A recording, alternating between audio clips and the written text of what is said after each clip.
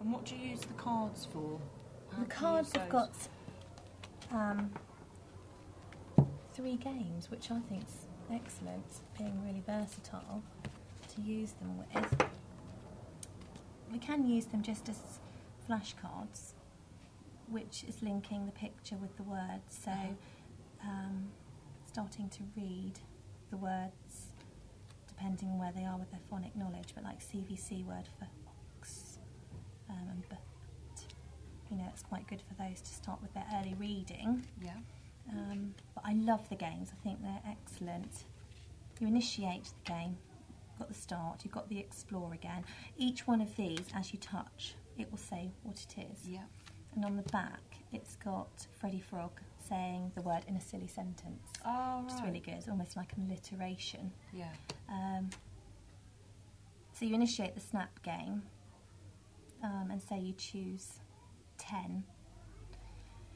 The children turn over the cards and try and find a word that rhymes with 10, so it's developing their rhyming skills.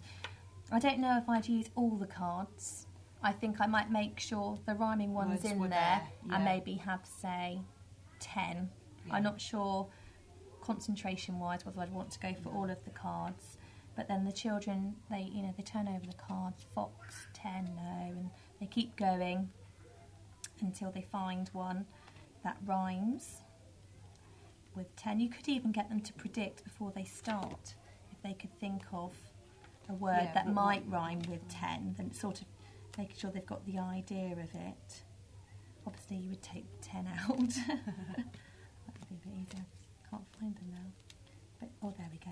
And then eventually they'd keep turning them over, and hopefully when they get to 10, they'd think, pen, that rhymes. Yeah. They'd touch pen, and it would say, yes, well done, that one rhymes. Or snap.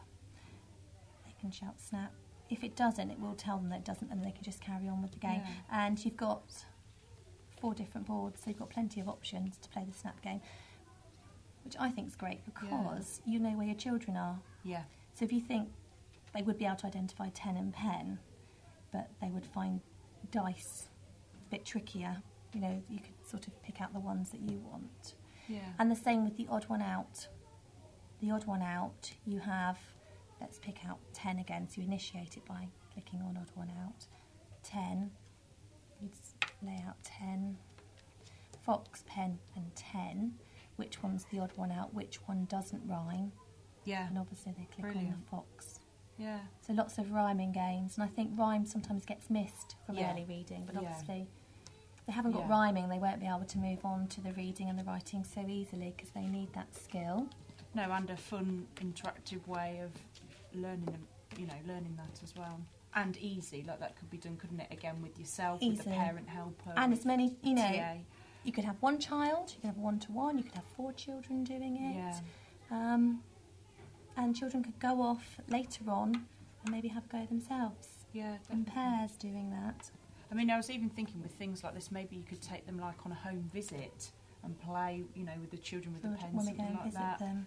Yeah, or take them outside and use them outside, or take them to the preschools. They're very, you can move them around and use them easily. Absolutely. I think the preschools are really interested in having a look at this with us as well, because there's so much of what they're trying to do. It gives them more scope. And children just love the pen. It's like magic to them. They don't really understand how it works. With bingo, there's 4 boards, so up to 4 players.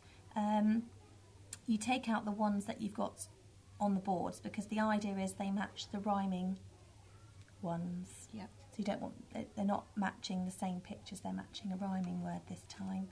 And then you just use the remaining cards, and you know, 10, anyone got one that rhymes with 10, or I've got pen, and they would just cover their board.